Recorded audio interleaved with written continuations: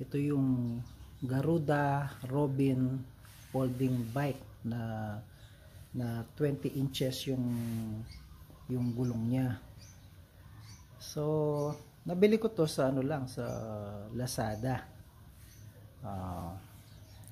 Yung presyo niya mga 6,500 to 7,000, pero dahil sa mga vouchers ko tsaka free delivery, so nakuha ko lang ito around 6,000 something lang.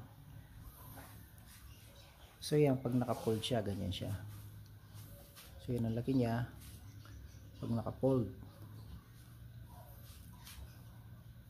The Garuda Robin, ano siya, iba-ibang kulay. So ito kasi yung pinili nung anak ko na grade 3. So gusto daw niya itong kulay na to, pero kung ako, mas gusto ko siguro yung white. Pero okay naman siya. Okay naman yung pagka orange niya, parang yellow orange. So ayan si Garuda Robin, pag hindi siya naka-fold, bali yung frame niya is aluminum alloy. Tingnan natin. Ito yung frame niya. So ayaw dumikit ng ano. Ito pala binili ko lang ito. Dinagdag ko lang. Wala talaga siyang water bottle holder. Meron siyang slot para sa water bottle holder. So ito lang ang aluminum. Yung seat post niya bakal. Yung bakal din. Yung handlebar bakal na naman. So itong fork bakal din. So itong arm ito alloy, ito hindi dumikit. So meron na siyang mechanical disc brake na ang tatak ay yung Chinese na Chinese. Tapos itong itong crankset niya pro wheel.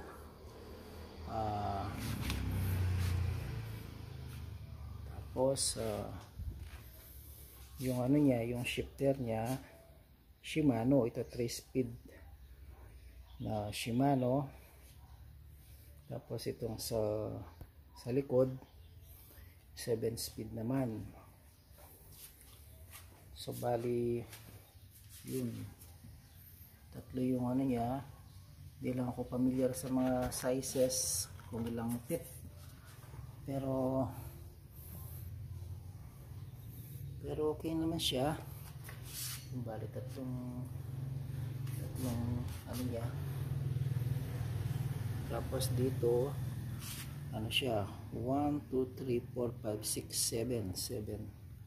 7 yung Shimano TZ. Itong derailleur niya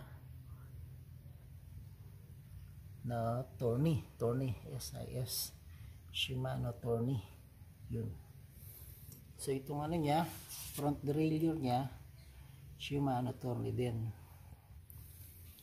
So yung upuan niya okay lang, medyo malambot. Humig Chinese na naman. Tapos yung yung meron siyang mga talagang nasa, hindi man sticker, talagang nasa rim talaga, nakaukit sa rim yung mga, siguro nagseserve yan as reflector. Tapos yung gulong niya is 20 by 1.95. Itong sa likod 47-406 na Kenda, di ata kita yun, Kenda na 20 by 1.95. Sa harap, tingnan natin sa harap, Kenda rin na same size ba, Oo, same size lang. 20 by 1.95. Tapos itong seat post niya na bakal, yung outside diameter nito 30.4. Tapos yung haba niya is 400 mm. Medyo maigsi pero pwede namang palitan. Palitan mo ng 450 mm na haba, o kaya 500 siguro, pwede yung 500 dyan. May yung kaibigan ko may napanood na YouTube video, yung nag-present din ng Garuda Robin, na matagal na hindi ko alam kung 2 years old na yata yung video na yon. Tapos sabi nung nag-vlog, ano daw ito, 33.9. So ginawa niya, nakabili din siya ng Garuda Robin, yung kaibigan ko. Nagtiwala siya dun sa sa vlogger na yon. Tapos nag-order siya ng Light Pro na colored aluminum alloy na 33.9. Tapos hindi nagkasya kasi mali yung information na nakita niya dun sa YouTube video na yun. Ulisin natin, tingnan natin itong upuan kung ilan nga. Teka, lagyan natin sa mesa para yun to, medyo lang maiksi lang. Yun nakasulat dito, hindi ko lang alam kung makikita sa video. Yun 30, madilim hindi ko lang kung kita, pero dito naka-indicate naman, minimum insertion sabi niya, tapos 30.4 mm. So wag kayong bibili ng 33.9, masasayang ang pera nyo. Hindi siya kakasya dito sa sa Garuda Robin. Lang ito, 30.4 lang siya, hindi siya 33.9 na pang Dihon o Epigeon. Lang siya, 30.4 mm yung outside diameter.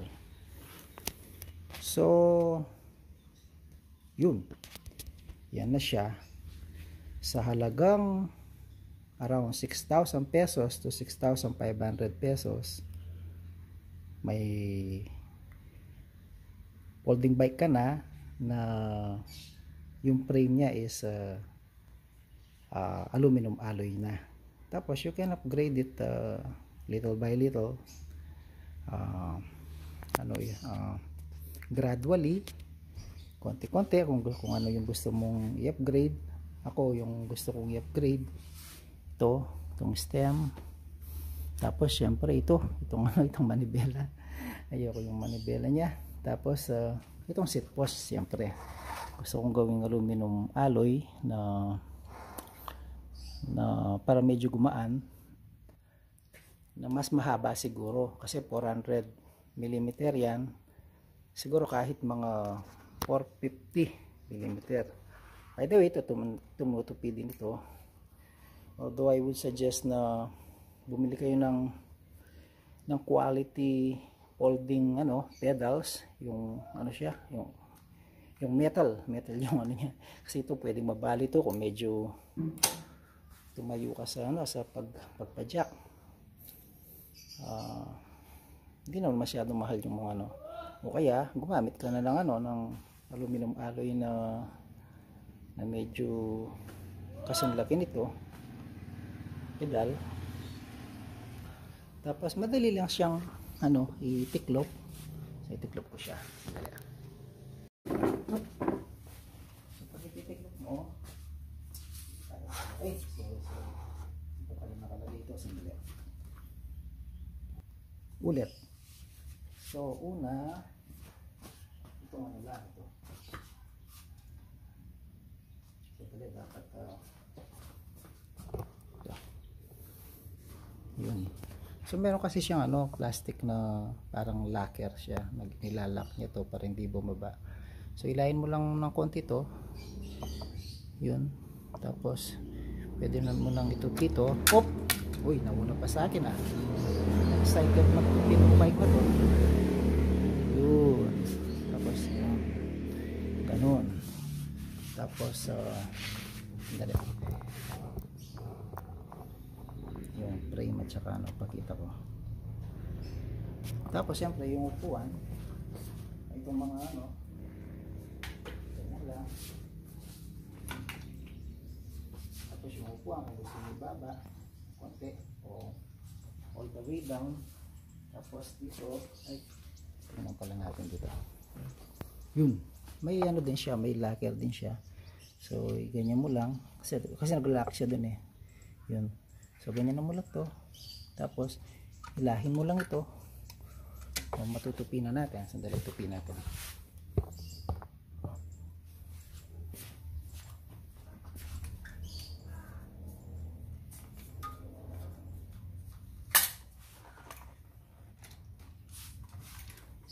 Yun guys, sandali. Yun. Nakatupi na. So ganyan lang siya, napakadali. So pwede nang isakay sa kotse, sa trunk o sa loob, sa likod ng upuan o sa likod ng SUV, AUV. Kung gusto mo magbike sa lugar na hindi masyadong delikado, hindi masyadong maraming dumadaan ng mga motor, tricycle at mga truck, yung hindi makitid yung daan, punta ka lang. In my case, in our case, sa Clark Freeport, maraming lugar doon na pwede kang magbike. Maraming mga bike lanes doon na magaganda. So kung kasama mo yung anak mo, pamilya mo, magano kayo, biking kayo doon, exercise. So yan po ang ano, ang Garuda Robin na budget friendly o entry level yung presyo na folding bike na okay na. Depende kung if you want to upgrade it further o kung ganyan na lang, pwede rin. Salamat po. Fold natin.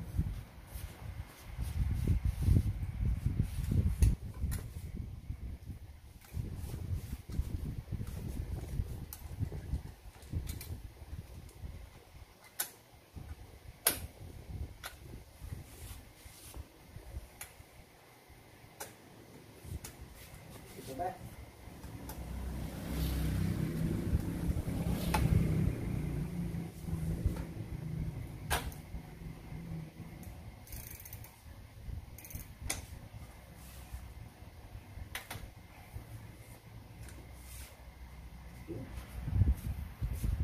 Ganun lang.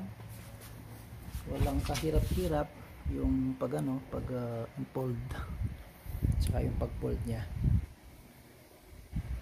So yun. Maraming salamat po. May libre nga pala itong kontra putik sa daan kapag tagulan. Pero hindi ko na nilagay kasi taga-raw naman eh. Tsaka reflector na yung iniipit sa mga rayos. Yung iniipit dito. Ayan. Dito pa lang nailagay. Tapos itong trapal ito sa harap ito. Bali ano yan, may ano dyan, may butas. So may screw to.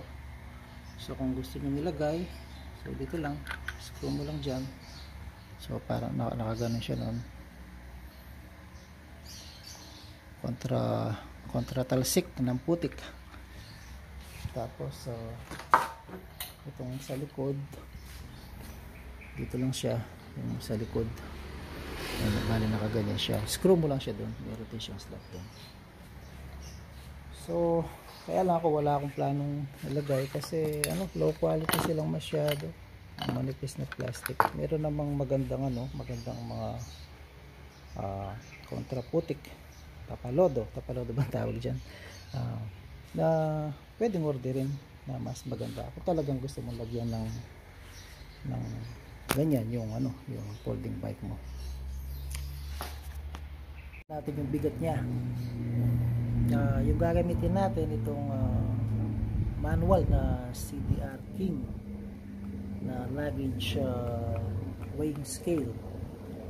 Meron din akong doon nandun sa sa loob yung digital luggage weighing scale. Kaya lang I trust this more. Matagal na to, nung uso pa yung mga CDR King, doon ko pa nabili. Timbangin natin.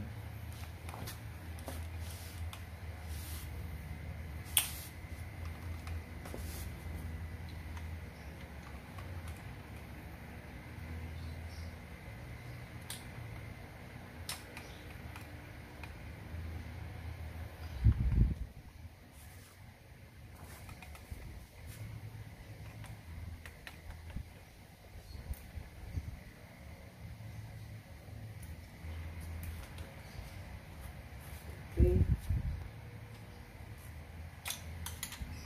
So, ang bigat niya ay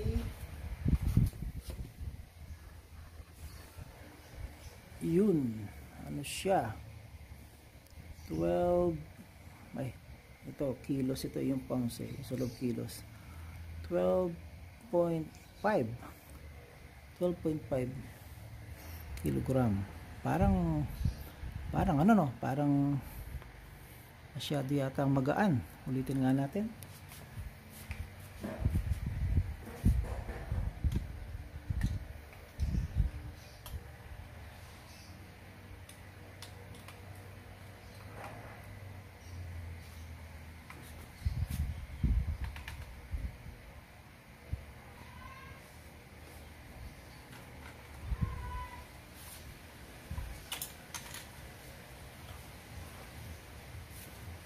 Yun, 13.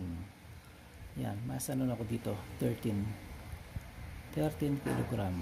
So okay na siya. Hindi na mabigat. Tapos ngayon ulitin natin yung for the benefit of the first time users ng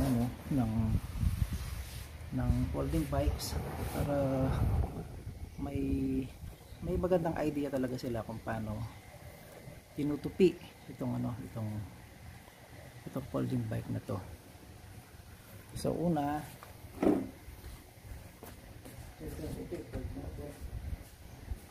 tapos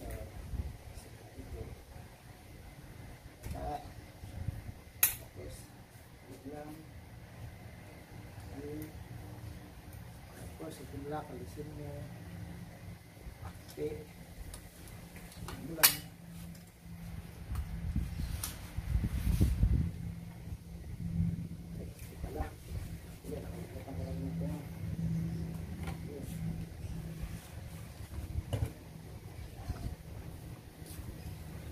nakalimutan ko na namang alisin yung anong tawag doon, yung single stand niya, yung side stand niya. Dapat inuuna mo yun. So yun, yan po ang Garuda Robin alloy alloy frame na folding bike na budget friendly. Okay, maraming salamat po.